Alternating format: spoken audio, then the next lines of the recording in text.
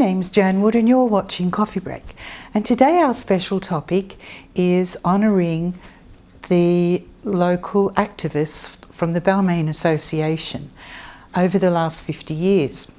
And they've invited me to put some of my Patchwork of Memories that I painted in 1990 into the exhibition that they're having at the Watch House through September.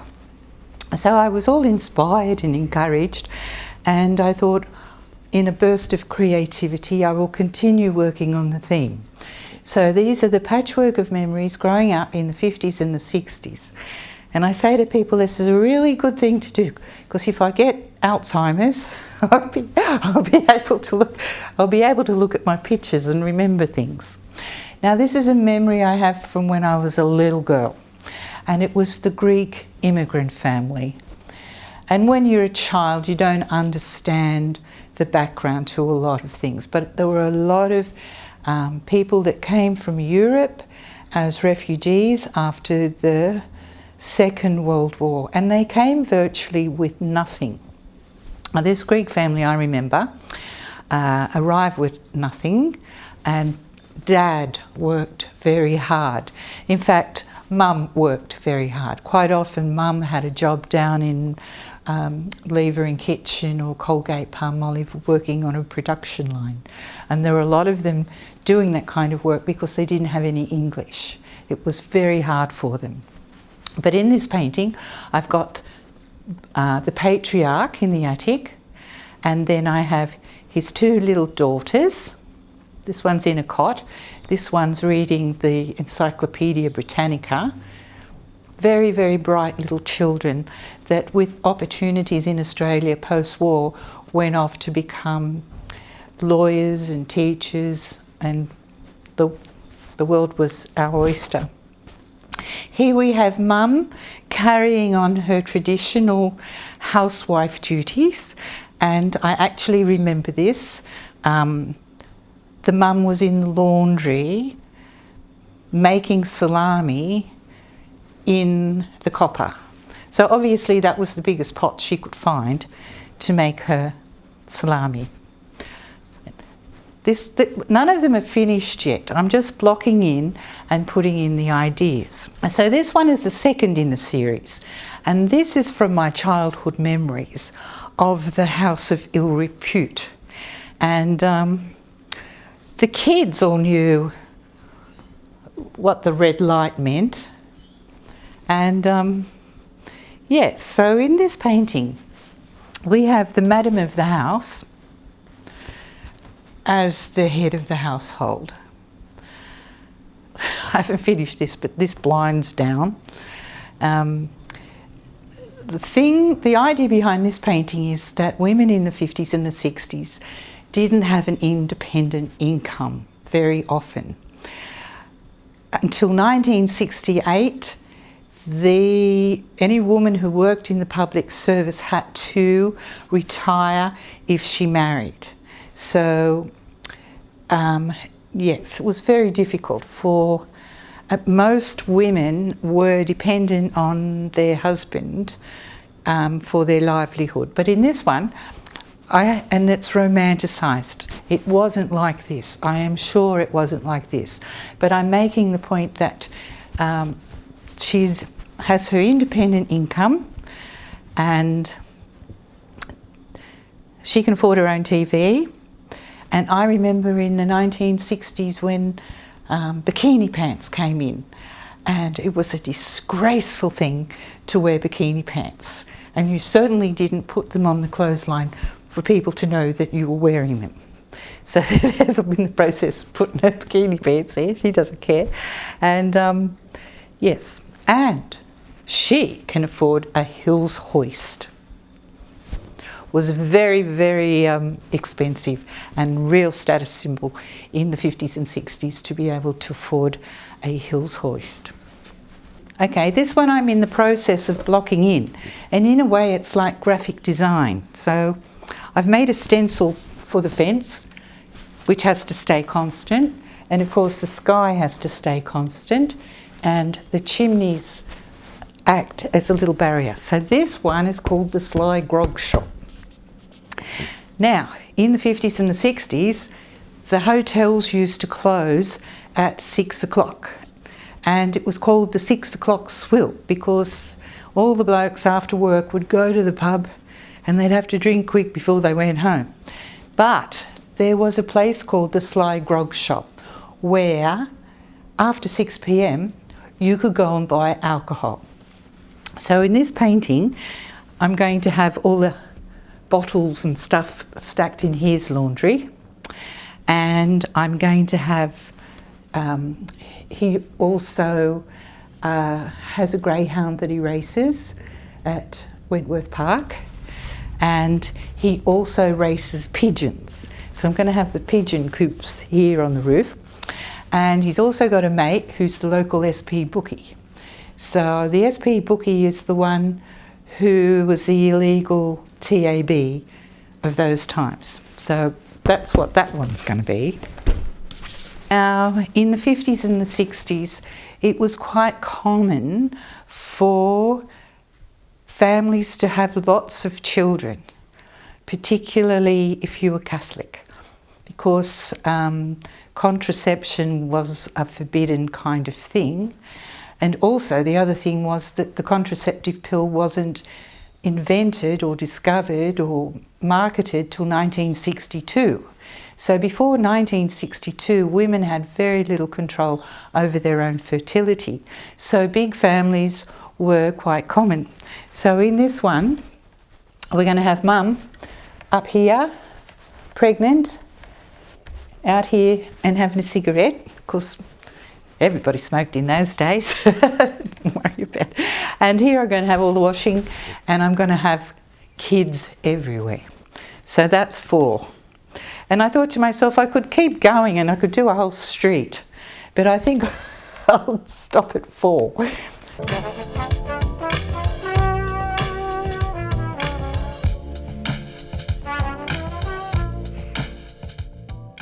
And today my special guest is Jenny Porter, who's my neighbour and my friend, who all these years, Jenny, I did not know you were an artist. That's right.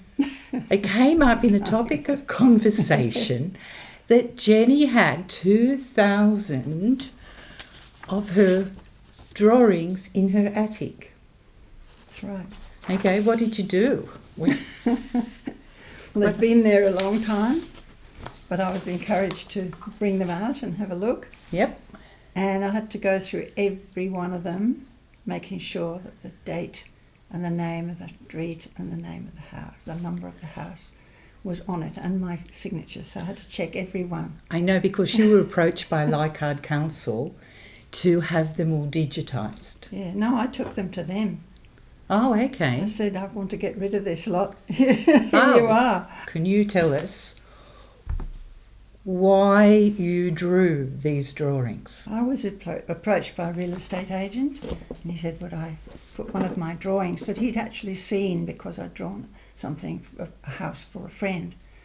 And he said, could he use it for an advertisement? And I said, yeah, that's terrific. And it was on the front of the Herald on a Saturday. Uh-huh.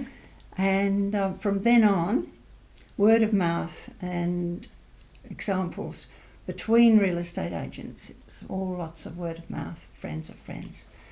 I was then asked to draw houses for the next 30 years. I did not know. So you ended up with 2,000 original drawings. Yeah. Now here is an example of the ad in the newspaper, how they appeared. Yeah. This is to show where the drawings ended up, because I did drawings for real estate agents, and then they would send them to the Herald or the Glebe or local newspapers and reduce them so small, but the reduction was always very, very clear, and you could see every leaf and even the little stained glass windows in some of those. And this one especially was requested that I draw the back of the house, showing their courtyard, because the front is very straight onto the street. Probably did that as well. So Jenny, can you tell us about this one, please? Yeah, this is Broderick Street in Balmain, and it was drawn in 1997, I think. Well, it has a very precise style. I mean, how did you draw the lines so straight? Well, I go to the site and I draw it all in pencil on another sheet. Right. And all the details, I draw all these details here and these and this. I probably do one of those panels just tucked up here somewhere, and then I count how many there are. I draw a bit of this and I actually count how many there are across there. That's why all my drawings are in proportion. And I draw these little things across here. And I draw the fence and I count how many there are, and the steps and the plants, things that are growing, and the street where it's actually sloping down towards the harbour. And then I take them home and put another piece of paper on top of that with a light box underneath. I more or less trace my own pencil drawing and line it up with a ruler so that I get everything straight, and then I draw everything else by hand. Wow. I don't use a ruler very much, unless it's very long. They're fabulous. One of the smaller houses in Balmain, there again I've got all the details of the fences, that's a very definite little gate with a curly top to it, all the wrought iron, and these windows with the little window sills here. And there again, the gate here and the little windows going down the back here, and some trees that are growing. And if there's a tree in the front, then I'll probably cut a bit away so that I can see the house through. Wow. 1988, what's that one? Yeah, this is a bigger house, probably earlier than that. This one is 1988. There again, I've got the wall that's obviously added since this house was built, and it's in Caroline Street, I think, that one. And the Dunny Lane. This went up the back to all these houses up here. You've got to have Dunny Lane. That was that one, Caroline Street. Okay. Yeah. Now this one, very Balmain, house built right on a rock shelf up here, and this is showing the steps down there, and then the steps right the way down, and these lovely stone. They're obviously hand-carved stone, and a little garden halfway, and then some trailing plants coming down, and then the pavement down the bottom. But I like to show, it shows where the house is. So that's 15 Bradford Street, Balmain. Yeah. Excellent. And that's either 1988. And there again, the roof be tiled. There's just these round tiles, and always do the detail of the chimneys and the fence, and this showing that it's a timber house with shutters. Okay, so I like to show what the house is made of as well. So Jenny, your drawings are just beautiful. Can you tell us why you started out drawing houses, please? Oh, well, from early times I used to draw a lot. When I was very little, I'd draw a lot. And I loved copying things. I wasn't very imaginative, but I'd copy things like advertisements. I'd draw sort of advertisements out of the paper.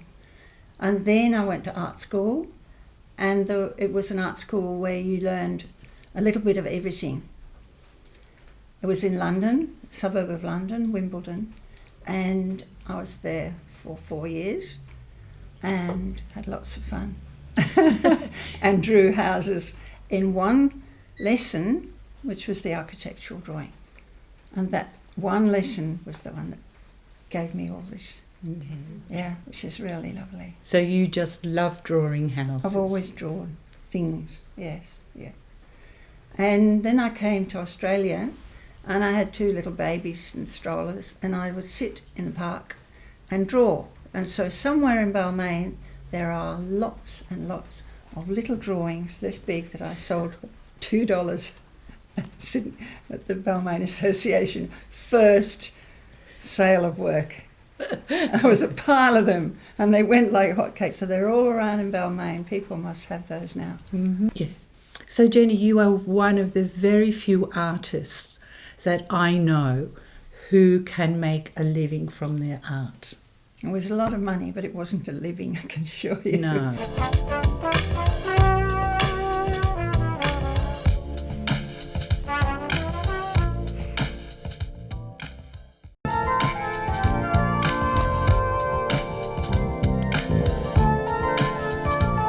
You're watching Coffee Break, and my special guest is Amy Czar from Leichhardt Library. So Jennifer Porter approached us at the library with her fantastic collection of images which cover Balmain, Lilyfield, parts of Leichhardt, Annandale and a few Roselle. Now, in my position in local history, we're doing 100 to 200 house histories a month. And Really? Yes. Wow. And there's very little coherent collection of pictures of houses in Balmain. So as soon as we saw the pictures, it just seemed to fit a puzzle in the house history research that we do. So it's a very rich collection, and we've titled it the Jennifer Porter Collection, and we've had it digitised, and we're applying for a grant to have them all put into a booklet to assist people in house histories for people that are in Balmain. I was saying to someone, in the olden days, in the 20th century, a librarian was someone who put books back on the shelves. But nowadays, to be a librarian, you have to be a rocket scientist. There are so many things that you have to do, like you're an event organiser, you're a publicist, you're educator, you're a curator. Correct, yeah, it's a very dynamic role these days, yeah. And absolutely. you go to you have to get a university degree. Yeah. Okay. So do you enjoy being a librarian? I do. I think local history in particular is very diverse, and I get to work with a lot of groups in the local community as well as broader. Okay. Yeah. Now, see, as a librarian at Leichhardt Library, you have been busy organising festivities for, is it Heritage Week or History Week? We're up to History Week in September, yeah. So this year we have, the theme is War, Nationalism and Identity. Okay. For the duration of the 100th year anniversary of World War One, that is in every theme of exhibitions that we do right up until 2018. This is the opening night for both exhibitions on War, Nationalism and Identity. The event is going to be opened by the Honourable Mary Bashir. It's a 6 p.m. for a 6:30 start, and it should be a really lovely evening with lots of free meat pies and enjoying that national identity. Okay, so this is the War, Nationalism and Identity, the theme for History Week 2015. On the front, this is the best picture we have. This is Broughton Hall, a beautiful Leichhardt residence now used as a convalescent home for returned soldiers. And it really shows Broughton Hall in the background. It was from the Mirror of Australia in 1918, and it shows the returned soldiers with Red Cross nurses.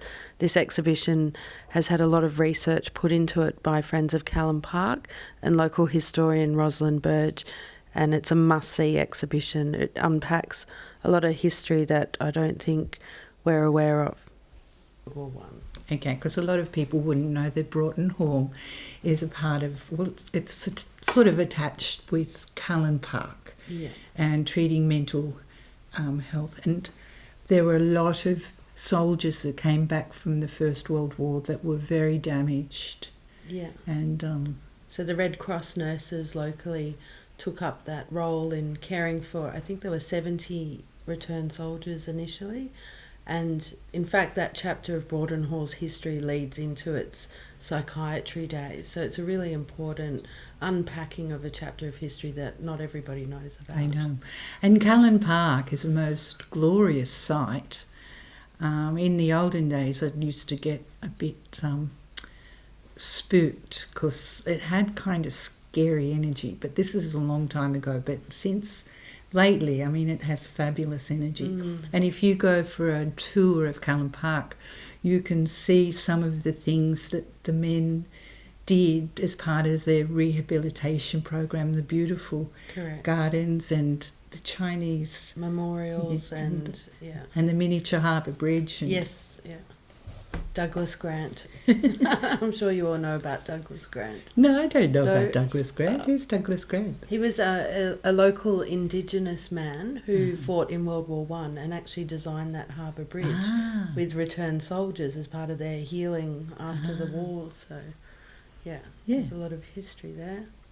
Yeah, so for History Week there's about 15 events, and half of those events belong to Balmain Association because they're having their 50th anniversary this year, which is a huge milestone and a very active group that have achieved a lot over the years. The Jennifer Porter art collection, the one we've been discussing here, I believe is going to be on exhibition in September in the Watch House. Yes. With then and now photographs. So it's always amazing from original artwork how much can come out of a body of work with the possibility of a book and an exhibition, and I think there'll be a lot of local appreciation of this work. I've been featuring the Balmain Association on the coffee breaks for September because they are extraordinary people who have worked for 50 years in the community, and the results of what they have achieved is just inspirational. Absolutely, yes.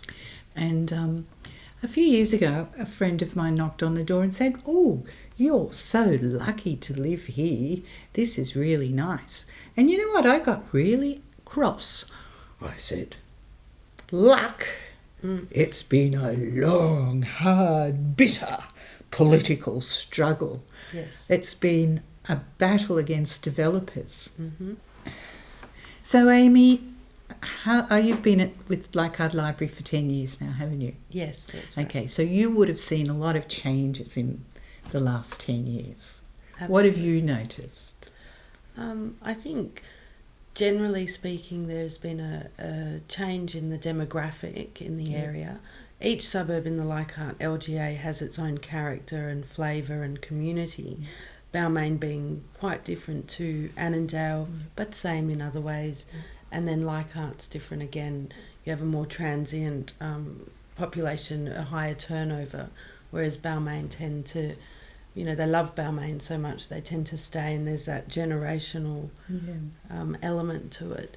But I think for a lot of people it's about the gentrification of this area and the inner west at large, going from a working class suburb to a much more upmarket. Yeah. And it's all under stress, isn't it? Because the state government is lobbying to have the local governments amalgamated into bigger ones. I personally think that's a mistake. I mean, I've said over and over, I think it's very important for a community's mental health to feel that they belong in that community. And the more bureaucratic the world becomes, the more we lose the heart and the soul of the community. But that's just my bugbear. So the Balmain Association are hosting quite a few activities. The exhibition at the Balmain Watch House will be open on Saturdays during September between 11:30 and 4 p.m. And there's quite a few exhibitions happening, isn't there? There's an exhibition of the Jenny Porter collection. The Balmain Association has asked me if I could exhibit some of my paintings there as well. They're having first of all, they're having the fair day in the little park next to the watch house, and they're inviting local artists and jewellers and people who, I don't know, children's clothes or whatever, like a little market. And then, like you said, in the evening they're turning the watch house into a wine bar, and they're recreating rock and roll Jailhouse. Yeah. Jailhouse rock.